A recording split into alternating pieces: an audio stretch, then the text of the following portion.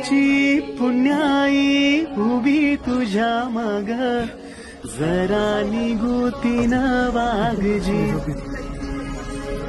आरढळून इमान लागून ये दाग दिल्यास बुडाला जागजी या सळसळत्या वादळाला उधाण या लख लख त्या भाळाचं चांदण न्यार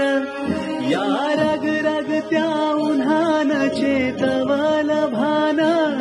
या कोसळत्या पावसाची अनादी ताण मग शुद्ध निरामळ सत्वाचा परिमळ या अरूपाचं रूप आरशात दिसू दे.